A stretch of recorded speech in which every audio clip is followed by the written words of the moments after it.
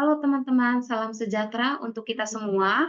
Perkenalkan, saya Stefi Lawati Taulin, NIM 230201010067.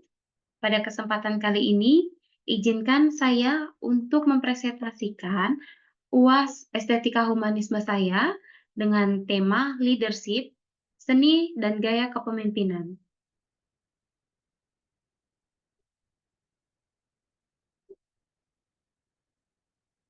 Leadership atau kepemimpinan dapat dikatakan sebagai cara dari seorang pemimpin atau leader dalam mengarahkan, mendorong, dan mengatur seluruh unsur-unsur di dalam kelompok atau organisasinya untuk mencapai suatu tujuan organisasi yang diinginkan, sehingga menghasilkan kinerja pegawai maksimal. Dengan meningkatnya kinerja pegawai, berarti tercapainya hasil kerja seseorang atau pegawai dalam mewujudkan tujuan organisasi. Kemampuan dan keterampilan dari seorang pemimpin adalah faktor penting dalam memotivasi pegawainya agar lebih bekerja dengan baik. Dalam hal ini, pengaruh seorang pemimpin sangat menentukan arah tujuan dari organisasi. Karena untuk merealisasikan tujuan organisasi, perlu menerapkan peran dalam memimpin kerja yang konsisten terhadap situasi kerja yang dihadapi. Selain itu, seorang pemimpin di dalam melaksanakan tugasnya harus berupaya menciptakan dan memelihara hubungan yang baik dengan bawahannya, agar mereka dapat bekerja secara produktif. Dengan demikian, secara tidak langsung, motivasi dari pegawai semakin meningkat. Keberhasilan suatu organisasi, baik secara keseluruhan maupun sebagai kelompok dalam suatu organisasi tertentu, sangat tergantung pada efektivitas kepemimpinan untuk membangkitkan motivasi atau semangat kerja pegawai terhadap tugas dan tanggung jawabnya.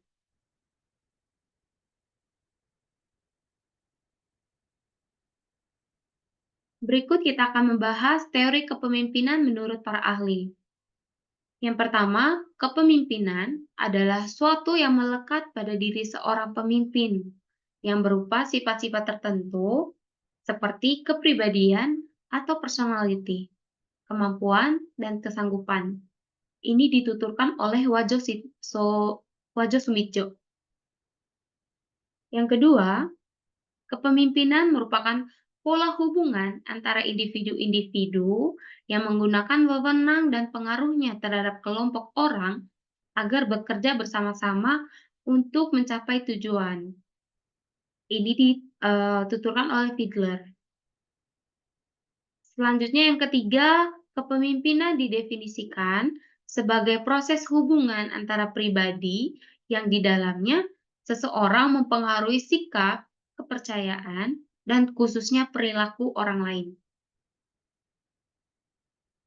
Yang keempat, leadership tersebut sebenarnya sebagai akibat pengaruh satu arah, karena pemimpin mungkin memiliki kualitas-kualitas tertentu yang membedakan dirinya dengan pengikutnya.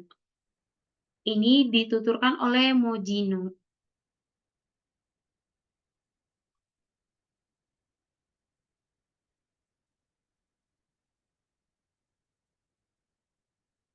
Ada beberapa macam teori kepemimpinan.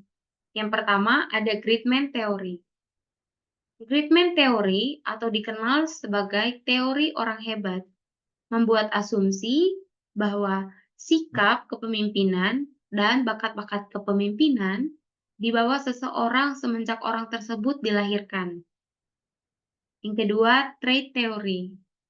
Trait Theory atau teori sifat kepribadian ini meyakini bahwa orang yang dilahirkan atau dilatih dengan kepribadian tertentu akan menjadikan mereka unggul dalam peran kepemimpinan. Yang ketiga ada kontingensi teori. Teori kontingensi ini menganggap bahwa tidak ada cara yang paling baik untuk memimpin dan menyatakan bahwa setiap gaya kepemimpinan harus didasarkan pada situasi dan kondisi tertentu. Yang keempat, teori gaya dan perilaku. Teori ini menyatakan pemimpin hebat itu dibuat, bukan dilahirkan. Teori ini juga fokus pada tindakan seorang pemimpin, bukan pada kualitas mental, sifat, atau karakter bawaan dari orang tersebut.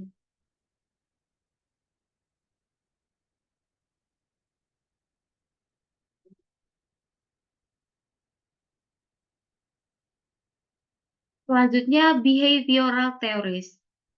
Teori ini memberikan perhatian kepada perilaku para pemimpin itu sendiri daripada karakteristik mental, fisik, dan sosial pemimpin tersebut. Teori ini menganggap bahwa keberhasilan seorang pemimpin ditentukan oleh perilakunya.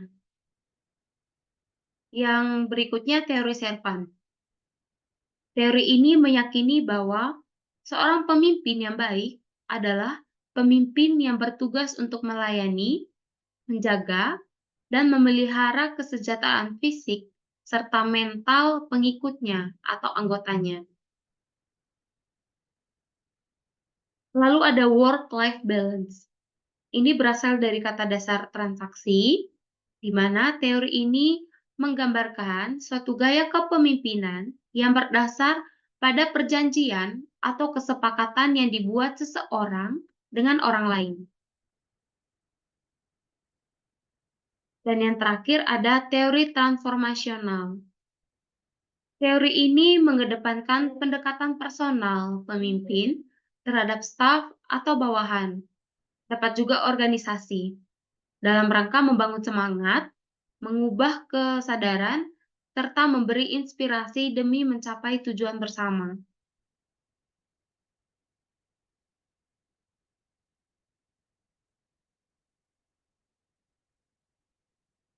Berikutnya kita akan membahas tipe gaya kepemimpinan.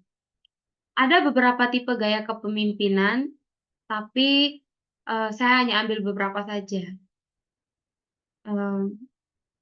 Berikut saya akan bahas satu persatu. Yang pertama, otoritas. Gaya leadership atau kepemimpinan ini juga dikenal dengan istilah otoriter, di mana pemimpin memiliki kekuasaan mutlak tanpa memberi kebebasan atau kesempatan berpendapat bagi para anggota. Jika pemimpin yang otoriter memang memiliki kemampuan dan pengalaman yang baik, maka bukan tidak mungkin untuk meraih kesuksesan. Yang kedua, demokratis. Bentuk leadership atau kepemimpinan ini memberikan kebebasan atau kesempatan berpendapat bagi seluruh anggota atau bawahan. Yang ketiga, ada birokrasi. Model leadership atau kepemimpinan ini di mana pemimpin tidak hanya berperan sebagai atasan, namun juga turut mengawasi dan memastikan bahwa semua anggota mematuhi aturan.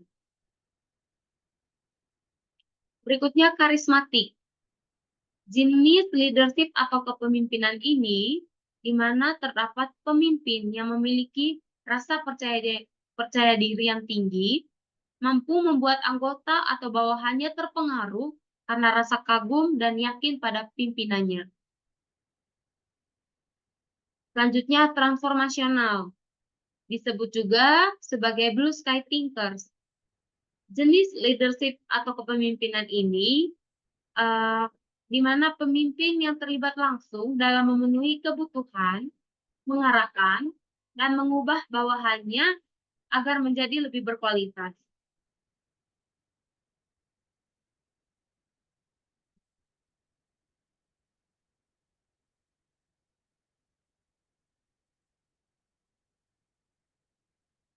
Selanjutnya, inovatif. Dikenal dengan istilah inovatif leadership style yang lebih mengarah pada gaya leadership atau kepemimpinan di perusahaan yang memproduksi produk, layanan, dan jasa yang mengarahkan setiap karyawan untuk selalu memunculkan ide-ide segar untuk memajukan organisasi perusahaan. Lalu ada partisipatif. Sebuah gaya leadership atau kepemimpinan ini memusatkan kepercayaan dan kesetiaan anggota pada pimpinan, di mana setiap kebijakan yang diambil selalu berdasarkan pada keterlibatan pemimpin atau bawahan. Lalu transaksional. Bentuk leadership atau kepemimpinan ini mengutamakan kesepakatan antara pemimpin dan anggota yang memberlakukan penghargaan bagi anggota berkinerja baik, serta memberikan sanksi bagi anggota yang gagal mencapai tujuan. Yang terakhir, tipe gaya kepemimpinan delegatif. Gaya leadership atau kepemimpinan ini di mana pemimpin memberikan kepercayaan pada anggota, turut bekerja sama dan mengawasi jalannya sistem dalam organisasi. Gaya kepemimpinan ini biasanya paling banyak ditemukan pada perusahaan yang baru merintis atau perusahaan startup.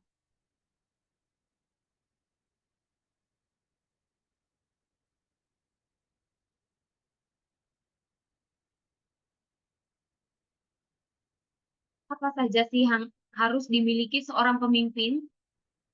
Berikut kita membahas hal-hal yang harus dimiliki seorang pemimpin.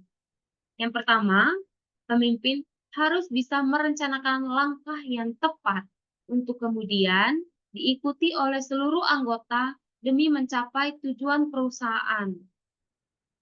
Yang kedua, memberikan pelatihan pada anggotanya untuk meningkatkan kualitas SDM.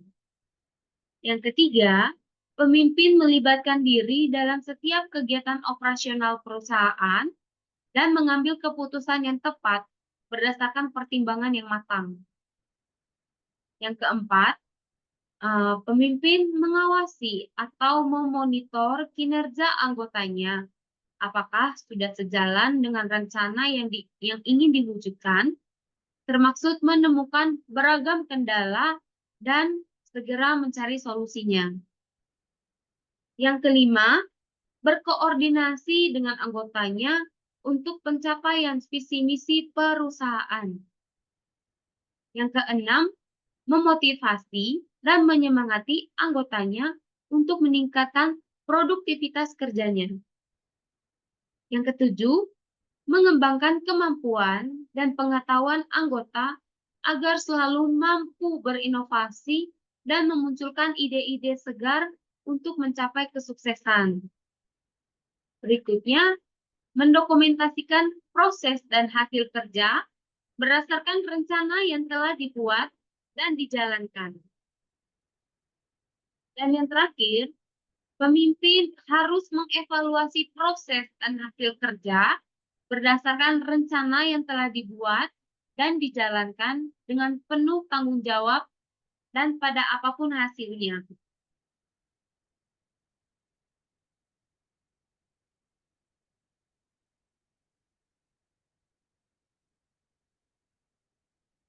Cara-cara mengembangkan leadership. Yang pertama, tentunya dengan pendidikan dan pelatihan. Mengikuti pendidikan formal dan pelatihan khusus dalam leadership dapat membantu mengembangkan pengetahuan dan keterampilan kepemimpinan. Divisi HRD sebuah perusahaan dapat merancang training and development khusus bagi karyawan. Tak hanya membantu mencetak pemimpin baru, pelatihan semacam ini membantu proses kaderisasi yang aktif di dalam perusahaan. Yang kedua, tentunya pengalaman praktis. Pengalaman praktis dalam memimpin tim atau proyek adalah cara terbaik untuk mengembangkan kemampuan leadership.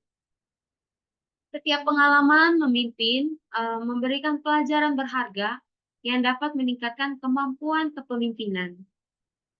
Yang ketiga, mentoring and coaching. Mencari mentor atau coach yang berpengalaman dalam leadership dapat memberikan bimbingan dan dukungan yang diperlukan untuk mengembangkan kemampuan kepemimpinan. Yang keempat, evaluasi diri dan umpan balik. Melakukan evaluasi diri secara rutin dan meminta umpan balik dari orang lain dapat membantu mengidentifikasi kelemahan dan area yang perlu ditingkatkan dalam kepemimpinan.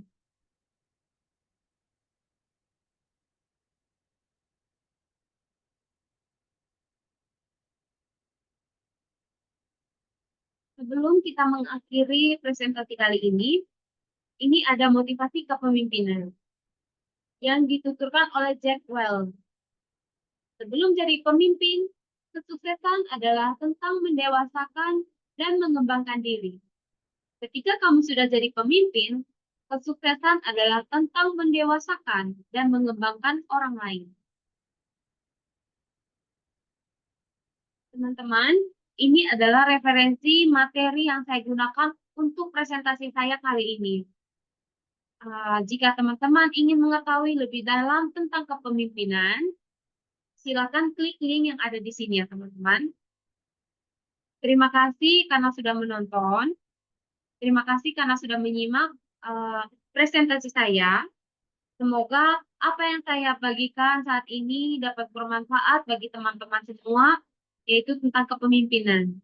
Dan saya harap juga semoga di masa yang akan datang kita akan menjadi pemimpin yang hebat, baik untuk diri kita sendiri maupun bagi orang lain.